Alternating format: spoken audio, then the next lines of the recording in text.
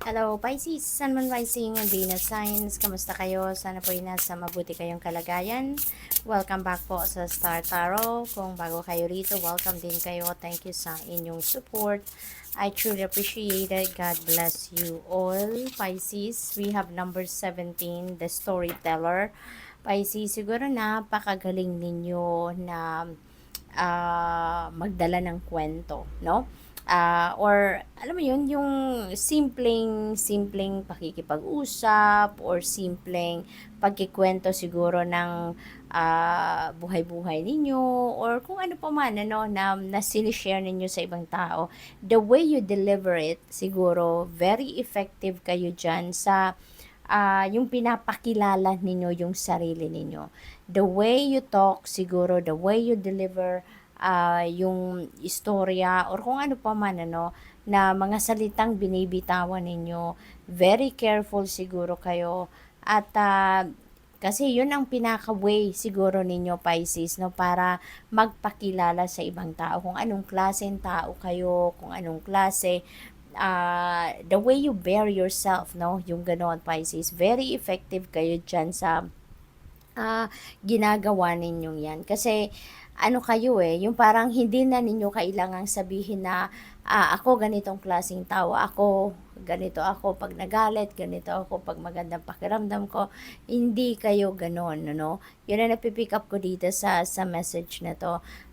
Enough na, no? Enough na yung ginagawa ninyo na kung paano ninyo dinadala yung sarili ninyo out there no na nakikita ng mga tao, the way na makipag-usap kayo, the way na makipag-transaction kayo, makipag-negotiate kayo, the way na kahit simpleng conversation lang no with other people sa paraang ganyan ano talagang nakikilala ka na ng mga tao no yung ganon kasi napakagaling siguro ninyo na na makiharap sa tao.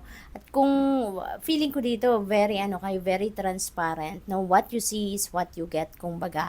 Kaya mabilis kayong yung parang you are drawing people towards you kasi yung parang nandiyan dyan yung sincerity ninyo no nandiyan dyan yung compassion ninyo, the way you talk, so siguro it's very very powerful, very inspirational at saka siguro kayo very influential in a way, no? Na maraming naniniwala, no, sa inyo. So, siguro you have that integrity talaga na pinoproject ninyo. Kaya pinagkakatiwalaan din kayo ng mga tao, which is really good. We have number 2, roots of abundance. Ayan. So, this is stability, ano?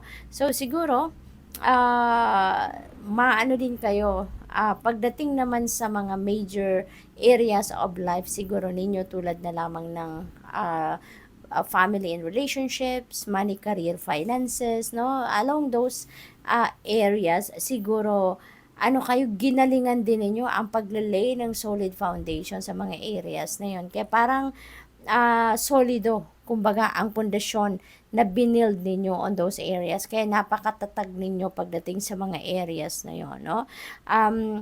You are abundant, prosperous, yung ganon, very compassionate kayo, very maalaga kayo, kaya naman solido, no? Yung mga areas na yon na kumbaga, pinaglagyan nyo talaga ng solidong pundasyon din. So, this is really awesome.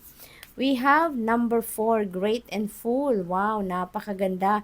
You're feeling great, no? You're feeling great dito dahil siguro din sa dami ng blessings na binibigay sa inyo ng universe. Tignan niyo, pinakita agad sa akin ng guides ko yung number 4, which is stability. So, looks like, no, Pisces, talagang stable na kayo. No, talagang you have built that security and stability, no, sa buhay ninyo, sa iba't ibang parte ng buhay ninyo. Hindi lang siguro yung major areas, no, but in other areas as well. So, napakagaling, no? Pisces, napakagaling. You're feeling great sa ngayon.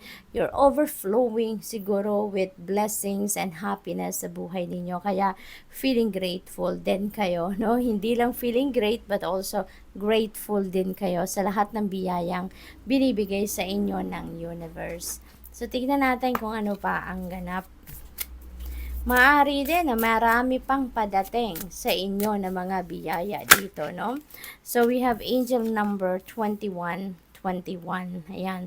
See? Prosperity din, no? You're very abundant, you're very prosperous. At as a next card ninyo, the energy of prosperity is there as well. So, harmony, then harmonious relationship with other people.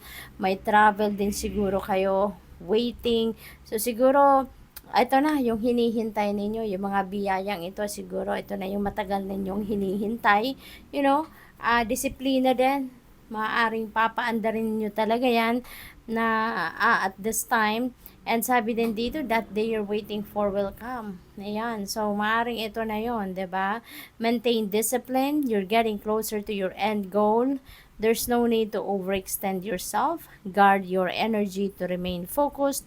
It will pay off. It's a climb, not an elevator ride. No? Napakagandang panghuling mensahe sa inyo na it's a climb, not an elevator ride. Walang shortcut, no? Kumbaga, sa tagumpay. Walang shortcut sa magandang sitwasyon sa buhay. Lahat pinagtatrabahuan natin, hindi ba? What else? We have, wow, napakaganda. We have angel number 777. Good luck is in your horizon. Napakaswerte ninyo at this time. Kaya maraming biyaya ang parating sa inyo sa iba't ibang parte ito ng buhay ninyo.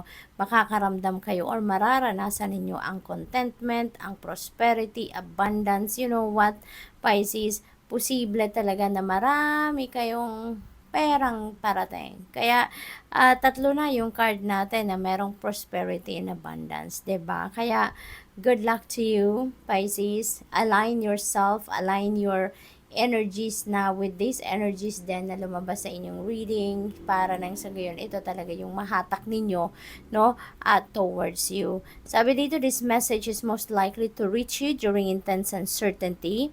You'll come out winning from everything that may come your way. So magiging matagumpay talaga kayo. So ang swerte nyo talaga sa ngayon. Everything is going to fall into its right place dito, Pisces. Magiging maayos ang lahat at maswerteng maswerte kayo. It's also a sign that you have much life experience and wisdom to share, yet you'll need enthusiasm and effort to get this message to others. So, Pisces, good luck. Thank you for watching. Love and light. Namaste.